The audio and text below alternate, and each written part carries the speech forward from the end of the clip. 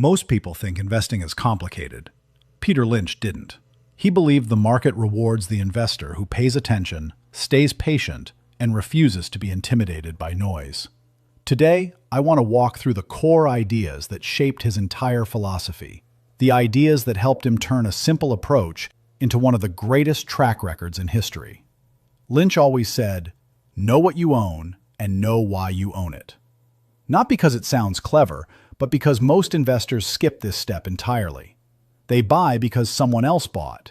They sell because someone else sold. And they never stop to ask the only question that matters. What is this business actually doing? He believed the stock market is a story machine. Every company has a story, some simple, some messy, some unbelievable. Your job isn't to predict the future. Your job is to understand the story well enough that you can tell when it's getting better, getting worse, or staying the same. Lynch broke companies into categories because categories force clarity. Slow growers, stalwarts, fast growers, cyclicals, turnarounds, asset plays. Each one behaves differently. Each one demands a different mindset. And when you mislabel a company, you mismanage your expectations, and your portfolio pays the price. Fast growers can transform your life, but they can also break your heart. Stalwarts won't double overnight, but they can carry you through storms. Turnarounds look ugly until suddenly they don't. Lynch didn't chase categories. He matched his expectations to the reality of the business. He also believed in the power of the everyday investor.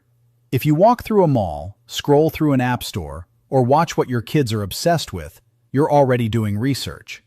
Lynch called this investing in what you know, not because familiarity guarantees success, but because familiarity gives you an edge most people ignore. But he never confused familiarity with blind optimism. Just because you like a product doesn't mean the company behind it is financially sound. Lynch always went deeper. Earnings, debt, margins, competition, and the simple question, is this business actually growing? He warned investors about the seduction of macro predictions. Interest rates, recessions, elections, he saw them as distractions. Not because they don't matter, but because you can't control them. What you can control is your understanding of the businesses you own. Lynch believed the market punishes impatience. The best companies rarely move in straight lines. They rise, fall, stall, and surprise. But if the story is intact, if the business is still growing, still executing, still expanding, then volatility isn't a threat, it's an opportunity. He famously said, "The real key to making money in stocks is not to get scared out of them. Fear is expensive. Panic is expensive. Selling a great company because the market had a bad week is one of the most costly habits an investor can develop." Lynch didn't chase perfection. He chased understanding. He knew he'd be wrong often, and he didn't care. Because when he was right in a way that mattered. A single great investment can make up for a dozen mistakes, but you only find that great investment if you stay in the game long enough to recognize it. He believed in doing the work, reading reports, studying competitors, understanding the balance sheet, not because it's glamorous, but because it's the only way to separate a good story from a good business. Lynch also believed in simplicity. If a company's story is too complicated to explain in a few sentences, he saw that as a warning sign. Complexity hides risk. Simplicity reveals truth. And through all of it, he stayed humble. He didn't pretend to know the future. He didn't pretend to outsmart the market. He simply tried to understand businesses better than the average investor and let time do the rest. So here's the real lesson. Investing isn't about predicting. It's about observing. It's about paying attention to the world around you.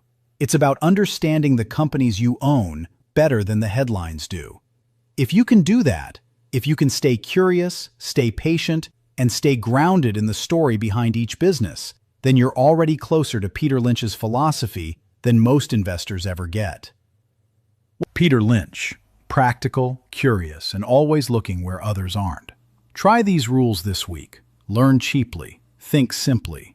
Comment below. Name one product you noticed this week and one short reason it stood out. I read every comment. Your ideas shape what I explore on this channel. Thanks for watching. Stay curious and keep building your own common sense playbook.